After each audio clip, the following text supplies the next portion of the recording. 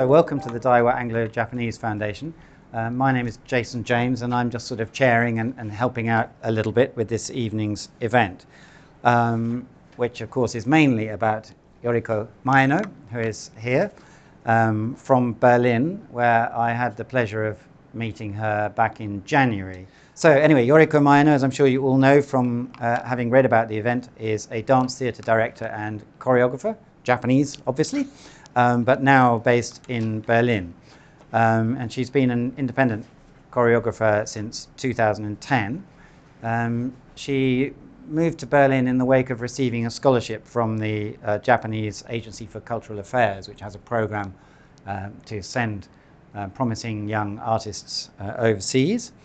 So she's been working in Berlin for some years now.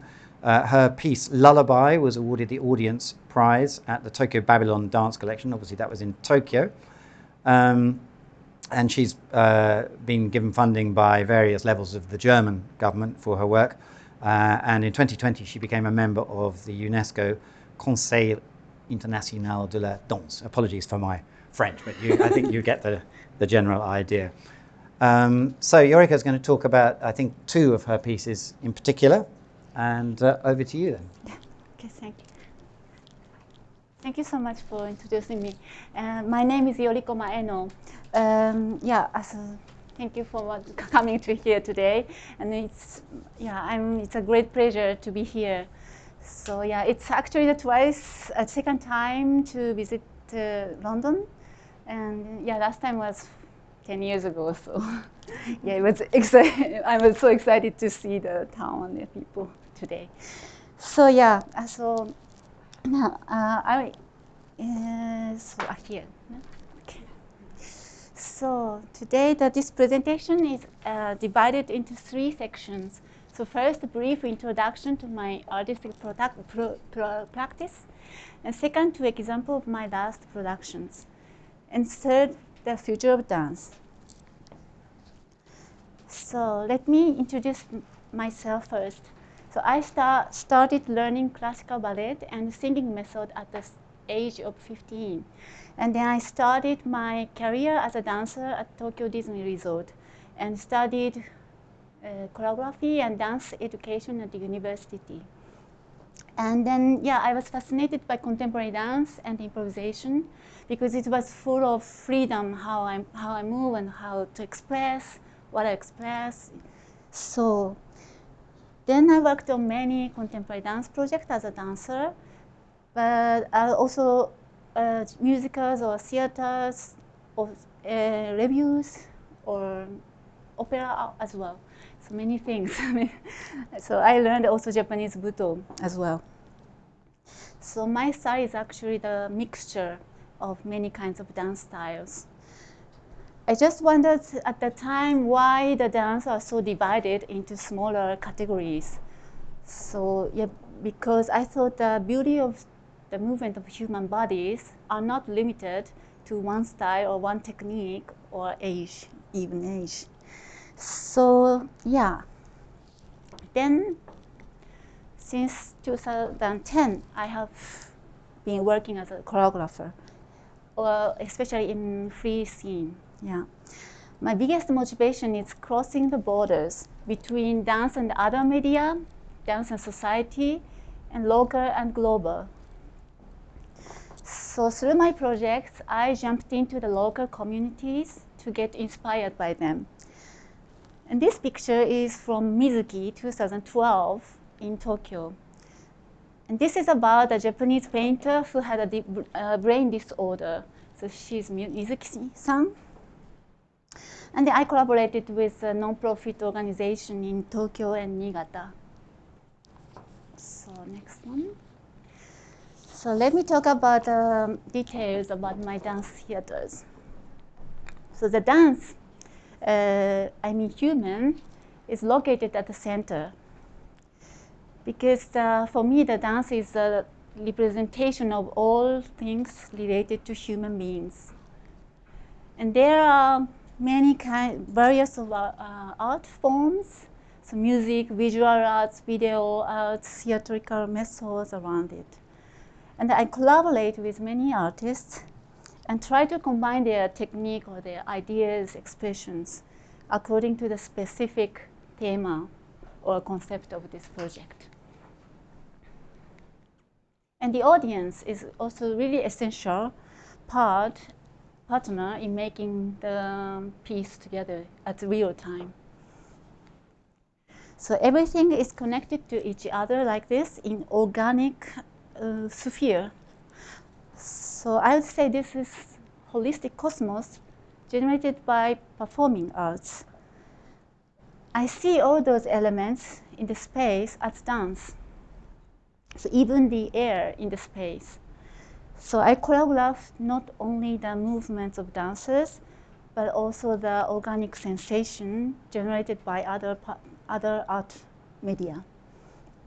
So now, so here's the list of the academic fields, and I have actually a very wide range of interests, and my artistic practices are influenced by sociology, philosophy, and cultural studies. And I'm getting more interested in now natural science, like physics or biology. So let's go move to the second section. So there are two examples of my project. The first one is Dementia series. And from 2019 to 2021, I created two dance theater pieces about dementia. And first one is Die 14 in German, and Hero's Lied, it's also German. So, yeah. So I like to talk about a little bit the background, why I'm working on the dementia. So in 2010, I was working as a volunteer at a daycare center in Tokyo. And it was really big impact for me. So the dementia as a disease, the symptoms of dementia range from very mild to severe one. And this daycare center targeted only the severe symptoms. So there were only seniors who had reacted so extraordinary. So it was a really big shock for me to see. Then that experience made me think about what is a human being at all, or what the meaning of memories or our long life when we forget everything later on. So since then, I decided to make a piece on this theme. In 2019, I finally started the research at the daycare center in Berlin for 2 months. And here's the photo. And he is the director of this daycare center. And he was such a generous, heartful person, and also entertainer. And he hosted the dance party with us, and it was so full of joy and happiness. And it was so touching to see how they start to move when they heard the German old songs. It was so lovely to see. And then, yeah, but after that, they are sitting on the chair again. Then they forget everything, remembered nothing. So this tragic gap inspired me a lot to make a piece. So this is, so yeah, so he allowed me to this kind of things on the tables. It was, oh my God. Yeah, yeah, and then, yeah, I also gave us some small movement workshop. And also did craft work together. It's really nice experience. So, and then out of research, I made the DPSN, so dementia 14. The number of 14 is the number of patients at the daycare center. Yeah, and then I worked with 5 German ladies with a dementia together. And they told about their childhood stories after World War II. And then I put this into the piece together in the context of this daycare center. So yeah, so just as a short trailer here. Hinter der Apostel-Paulus-Kirche. Manche Häuser waren zerstört. Vor einer Ruine bleiben wir stehen. In die Ruinen zu gehen war verboten. Eisenträger, Einblick in Keller, Abenteuerspielplatz. Wir laufen Rollschuh, wir spielen Murmeln, wir spielen Hopse, Verstecken. 1906 von Freiheit, Berlin, der Schulwege.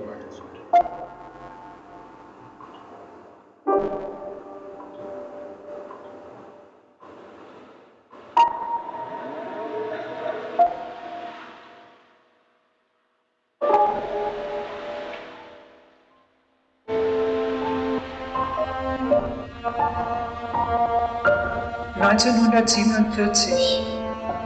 Meine Puppe ist beim Umzug verschwunden. Ich habe keine Puppe mehr. Ich habe eine Tante in Amerika, die ist Lehrerin und erzählt meine Geschichte in ihrer Klasse. Ein kleines Mädchen kommt ein paar Tage später und gibt ihr für mich ihre Puppe. Die Puppe kommt nach langer Zeit. Sie liegt im Paket auf dem Sofa und ist zugedeckt.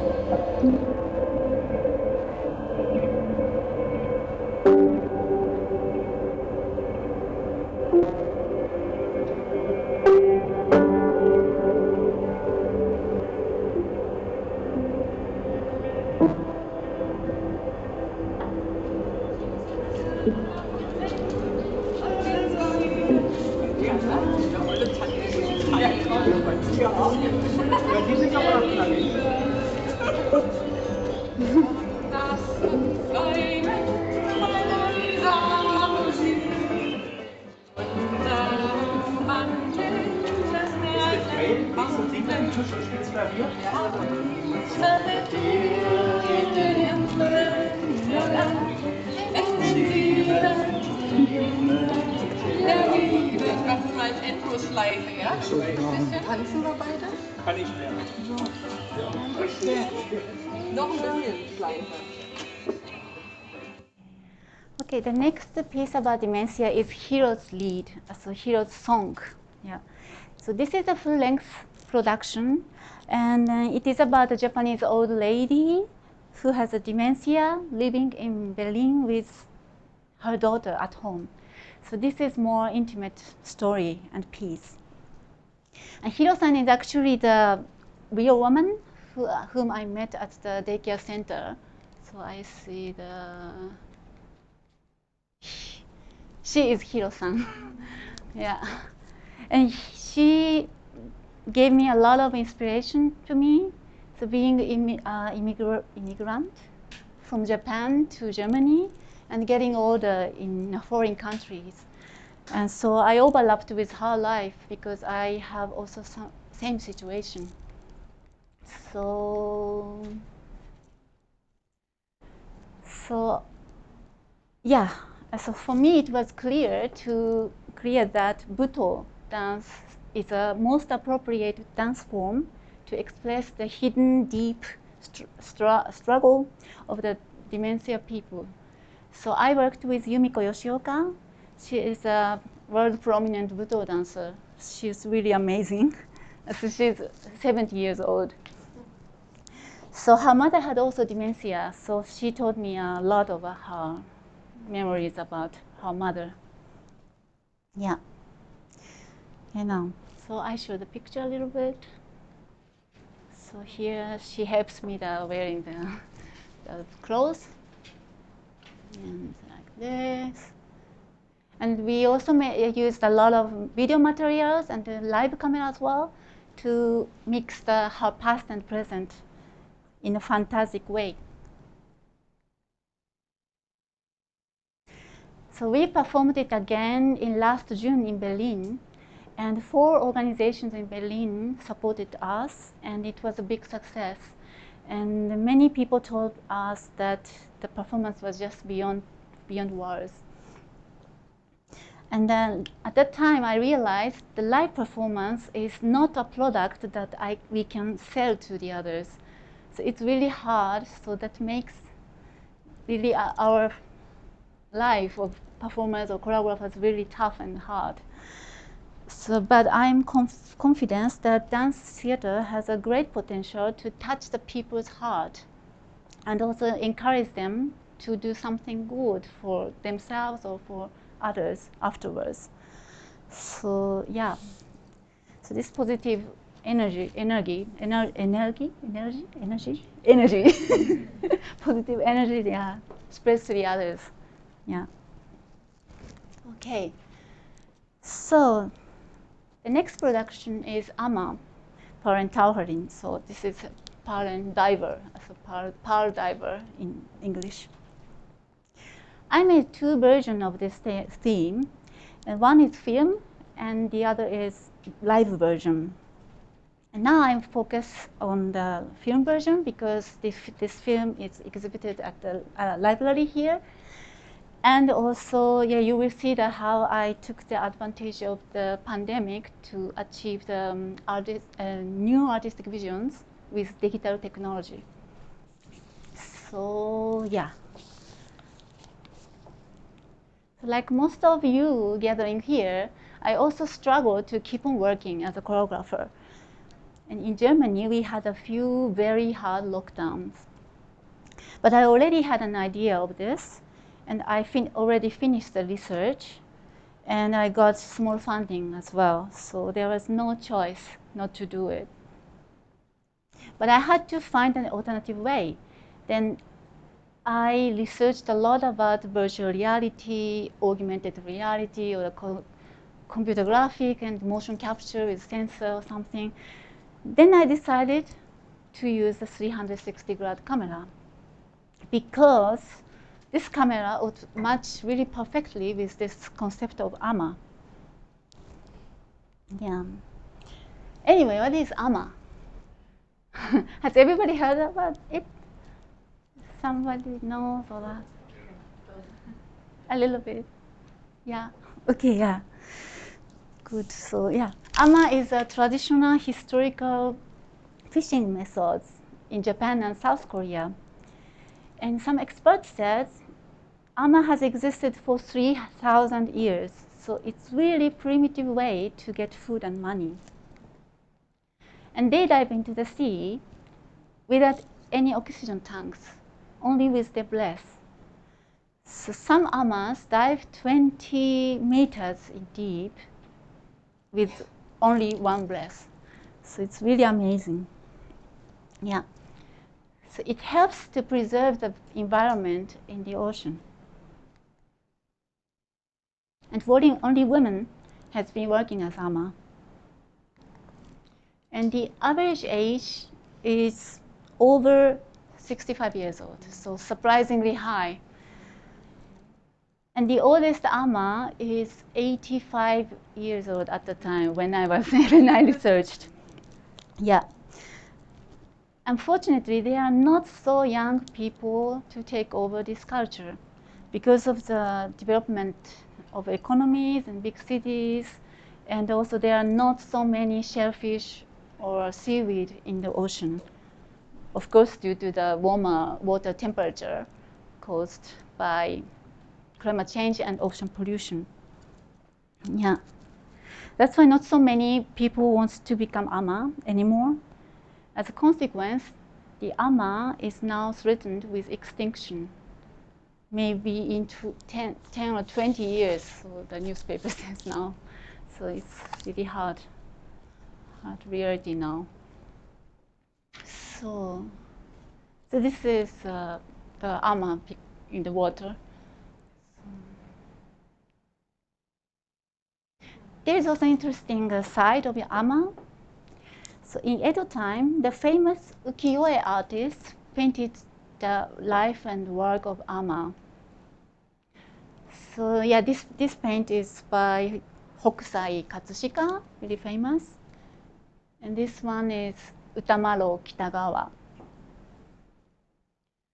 Now, So you will see how AMA was so popular and also special part of society at the time, so 200 to 300 years ago. So let's take a look at, sorry. I visited one small village where most AMAs are still living and working there. So this is Tokyo, and here is Tokyo. And so here Shizuoka, Nagoya, and here Mie Prefecture here. And so here is the village. It's Osatsu. No, cannot Osatsu. Okay, maybe Osatsu. Osatsu-cho, yeah. Yeah, this here. So nice, beautiful sea. And there are also restaurant run by AMA. So you can enjoy the super nice lunch with AMA people. It's so nice. And so also a small museum. And yeah, we can also dive with AMA actually. So I couldn't do it, but yeah, it's possible. And then here is there quite important museum. Here, the Toba Sea Folk Museum. And I learned a lot about sea culture here. And last April, they exhibited my film as well. So it was a big pleasure of me. Yes. So, yeah, so let's take a look a little bit. So, the video excerpt. And so music is actually the really important role. So the music is composed by Torsten Questioning. He is a German electronic musician who is working as a Tangerine Dream. So Tangerine Dream is actually the quite famous, important electronic band, yeah, in Germany. So, yeah, a little bit.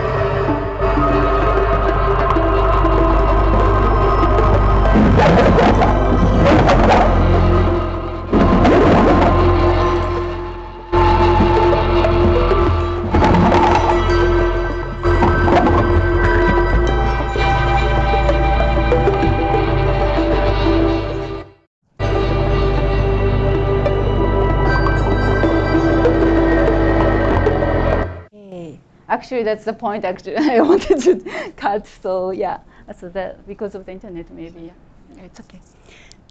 Yeah. The whole piece. Piece. You can see that library, the library here. Okay. So AMA has many implications, which let us reflect on our lives with nature, and historical and traditional culture, the scientific knowledge, and local community in the society, and religion. This is also important side of AMA. They have a deep relationship with Shinto, the Japanese ancient nature religion. So yeah, they still go to shrine to pray for the big harvest and for their safety in the water. Yeah, yeah. They did also in ancient times, so they keep on doing this. So because of these implications, AMA is actually really important cultural icons in this time of crisis of human existence. Yeah. Okay. So there are four artistic concepts in this film. So the first one is how to express the world of underwater. So how can I convey to the audience the organic sensation of the body in the water, or less gravity and water pressure, and also playing with the water flow, or no ground under the feet, and then losing the direction, as a sense of direction. So it was quite a big challenge. Then I implemented the specific methods of choreography. So the essential idea of movements was to feel the flow of the water inside the body and let them dance. Not I dance, but the water or liquid inside the body leads me or guide me to move. So this is also influenced by concept of Buto dance. So composition means how I combine and fix the sequence of movements and how the dancers use the space. And the keyword was the spontaneous composition. So I wanted to make it as organic as possible, like the fish group of small fishes are swimming in water. Yeah. Then we started the improvisation tasks with some choreography, and then I picked up this intensive, beautiful moment, and then we repeated this process again and again, so many times. Yeah. So the fourth one is camera and technology. So there were no other videographers or cameraman there, so I took the camera and wearing the same costume as dancers and moving into the space where the dancers are moving around. Yeah. So yeah, it wouldn't have happened like this actually when some other people took camera, because I had specific ideas of pictures or angles what I wanted to catch. And yes, and I of course I knew all choreography. So it's quite tough to learn everything for the person who is not dancer. So that made this film quite unique, I think. Yeah. So, okay. So this camera film at 360 degrees at one shooting. So we built the white big tent in the studio. Yeah, and used the 4 beamers of projectors. And post-production was quite interesting for me. So I tried to let the screen dance with dancers. So the movement of dancers sometimes guide the movement of angles. So it was really interesting experience to make a choreography to digital screen for me. Yeah. Okay. So the last section, the future of dance. So nowadays I have a fundamental question. So how can dance performance survive and even make our present and future a little bit better? So I feel a strong need to clarify what the value of dance performance is. Otherwise, the dancing could become much smaller and weaker in this time of crisis. There are two perspectives. The first one, project format and artistic quality. So as everybody knows, we are now living in a great change, facing serious issues that threaten human existence on our planet. And especially AI could change drastically the definitions of our conventional ideas and knowledge. The social divide is also really critical now. And more people are isolated in online bubble, small bubble, and they are getting afraid of contacting with others in the real world. So this phenomenon actually has become famous or common as a hikikomori in Japan. And let's take a look at what kind of effects can dance projects have on our society. I think dance projects should become more cross-disciplinary, not only in the free scene, but also the established theaters. Yeah. Sorry. Yeah, as I talk today, dance artists can open the door to the smaller local communities, and we can show it more exciting, vivid, or intensive ways through pieces. And also we can work together, involving artists, local people, and organizations which they are active in the field. We should look more at the whole process of dance project, I think. So next question, how can we develop the artistic quality of dance for the future in the time of AI? So nowadays, making the choreography is not so difficult as it used to be. So due to YouTube or TikTok or Instagram, so people can copy the original movement and styles so quickly. The AI could also generate someday the movements, I think.